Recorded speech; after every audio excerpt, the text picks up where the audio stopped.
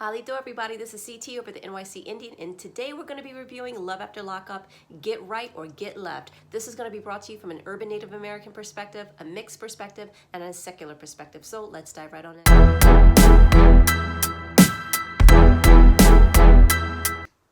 So we open up the scene with Kevin and Curtis, and Kevin, he's left the scene of the crime basically, and Curtis, he hit the ground so hard. I mean, literally, did you guys notice? Because remember, he had his arms behind his back, like, and put his chin up, like, come on, like that.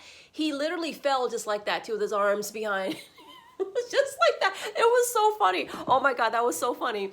And it looked like his feet were crossed as well. It was just the worst fall ever. And then he bumped his head and he had this huge knot on his head. And I was like, man, that is really dangerous. He can get a concussion.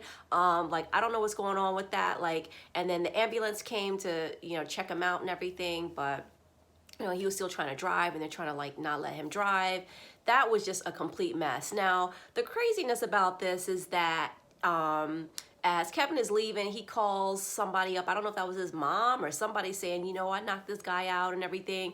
And I'm thinking, you better be careful. Like, are they going to call the cops on you? And, are the cops going to be coming pretty soon? And, then Tiffany calls him later on in the episode, and she's talking about, like, yeah, she wants to see him and stuff. And, I was like, what was all of this for? Like, some people like people to kind of fight over them, though I'm not saying that that was what she had set up or anything, but it just was kind of crazy. So it looks like we're going to continue to see Tiffany for the rest of these episodes. I don't know if she's just going to kick Curtis to the side or what, because she seems like she's not really into him. I have no idea, but yeah, that was too much. But he better be careful, because you just assaulted someone on national television.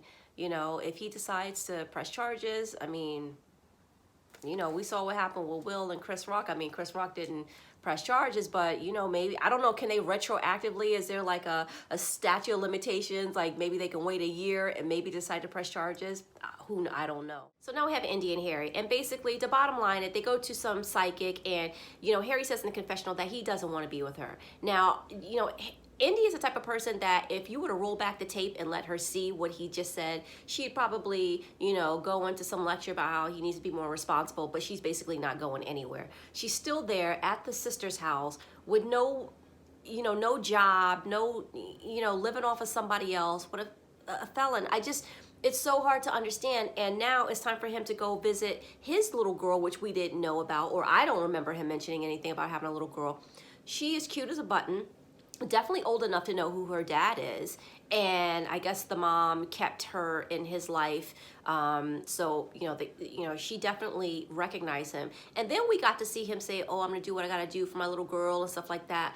Listen, if your little girl was your priority, the first thing you would have done in your head was to say, okay, when I get out, I'm gonna do everything to make sure that I'm there, even though I'm not with the with her mom anymore. I'm gonna make sure that I can visit her as often and gain my ex's trust, so maybe she can spend a weekend here or two with me. I mean, it's just ridiculous. It's just too much. I really hate to see that, because that little girl is so pretty, and she's gonna grow up to be a very pretty woman. And you know what happens when the dads are not around and you see all kinds of shenanigans and stuff like that. It definitely can have a very detrimental effect on children and how they seek out partners and what kind of partners they seek out. So it's just an all-around terrible situation. It just adds another layer. Why the hell did he even hook up with Indy? He's just gonna stay with her because she's, whatever little money she's getting, and I don't know how she's feeding herself. I don't know if she's contributing to his sister's rent. I have no idea what's going on with that situation, but she just needs to get back in that U-Haul and go back to Maryland. Her and Nicole need to be with the family, not with Harry. Harry needs to be with his own child. He's a baby himself. So now we have the next couple who are late to the party. 55-year-old Chaz, former military, married 3 times. His last wife passed away from a heroin overdose. He's still, grieving, I think, about that. And, just very milquetoast, lives in rural Kentucky. And Branwen, who is incarcerated for identity theft. Now, these two do not seem to be a match in terms of, like, physically. She seems to be nice looking, and he seems to be, he's just very milquetoast. What can I say? The horrendous hair transplant job. That doctor should be sued. I mean, where did he get that done? Like overseas or something? That looks terrible. So, okay, I'm building all that up to say that, you know, we see him, you know, little Mr. Milquetoast, you would see him like in aisle 7, like at your local Kroger or something.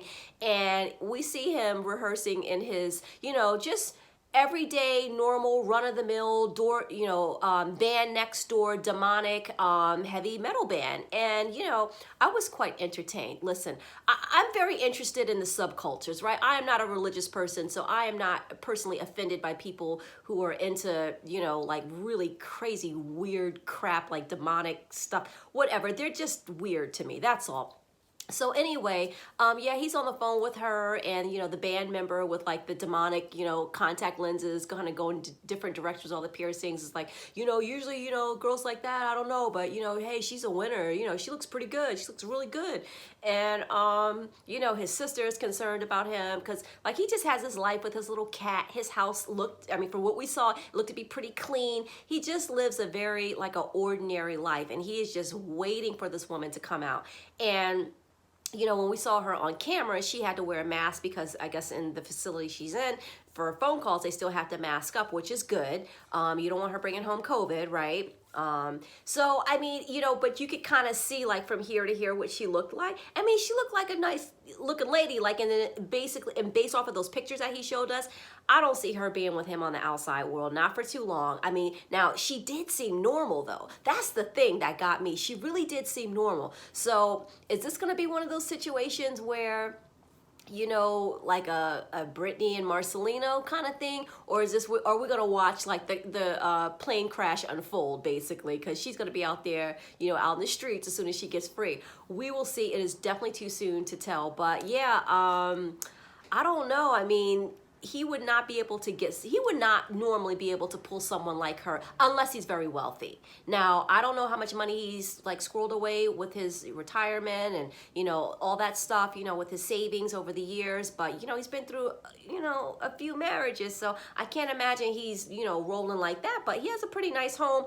It might be a little too rural for her though. I don't know what her background is coming home when you get out. You don't want to be like way out in the sticks. Like did you see his house? There was nothing like, you know, next, like a mile away. I mean, the houses were so spread apart. So, oh, that's going to be a mess. I can't wait to see that. So now we have Martell and Kayla, and I don't know why she's expecting this man to stroll into the house with an apology. He comes in with furniture, you know, that's good. He's resourceful, but no apology. Why would you even think he's going to apologize? Like, this is not the kind of guy that's going to apologize. He's not sorry for what he said, and this is what you signed up for. So I don't know why, you know, like, why are you even acting like so brand new, as the kids say? I mean, come on. This guy is not going to do anything but give you heartache and pain. Just pack up your stuff and go back with your family where you have your own support system. I mean, it's just, there's just not much to say because you already know that someone who waited that long for someone and gave up their good years and, you know, and as young as she still is, I mean, it's just, you know, she's going to just put up with his crap. So now it's time for Lacey and Antonio to finally meet for the first time. She's picking him up as he's being released. So Lacey, you know, this is just a very perplexing situation. I'm just not sure. I need to see a lot more because we haven't gotten much from them in the previous episodes. I'm not understanding why she's into him. I'm not understanding why someone at her age and her stage would even want to be with someone like him. She seems normal, right? Usually it's like the people that are not always thinking so clearly tend to go for it. But maybe she's just, you know, looks can be deceiving. She seems like she has it all together, but obviously not. You know, he's white, you know, they hug and stuff. He wipes off her kiss. I mean, he's been saying like, you know, he went to jail for this and for that. I mean, he's been incarcerated since the time he's 18. He's 27 now. He's just been in and out of prison and doing like 4 years here, so many years there. I mean, you know, he has a facial tattoo, I mean, like right above his eyebrow. It's going to be very difficult to get a job. And someone like her is going to want someone to be a little bit more stable, I would assume, unless she is just purely, completely signed on for just being a sugar mama. I mean, and maybe she has decided that that's what it's going to be. Maybe she doesn't have any expectations of him. It's just such a weird dynamic. They just don't really seem very well matched. I just don't understand what the magic is with them, but to each his own. So now we have Taylor and Chance, and they want to have some alone time, so they decide to go out. Now, instead of having Bobby take the girls for a nice long walk, they decide to get in the car and go out to the cemetery. Jesus, Mary, and Joseph, you cannot make this shit up, okay? So they go to the cemetery, not only a cemetery, but the cemetery that her grandmother is buried in. Like, what is this? What is going on with people?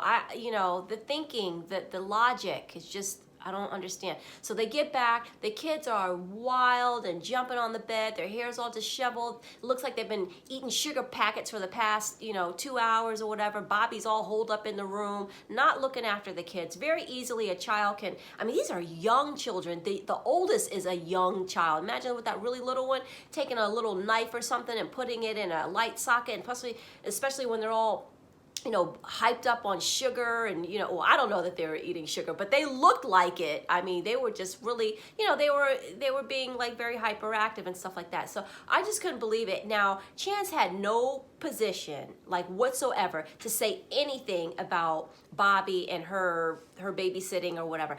But Taylor was right, and she was right to check her sister about that. Don't agree to watch the kids if you're not going to actually watch them. I would just be more concerned with him actually being in the house. Now, Bobby's all upset, so now she leaves. Now, we see scenes from the next episode, and it looks like Bobby is going to try and move out. She can't really stand the situation anymore, and it's like, if you really let your sister move out to have this man in the house with your kids, at least, it's terrible because she's always in her room, but even a couple of times a day, it's an extra set of eyes. You know what I'm saying? Okay? You're gonna leave your kids alone with this man that you don't know, that you never lived with, that's already acting aggressive and already, talking all this mess and stuff in front of your kids, like treating you like crap. It's just like,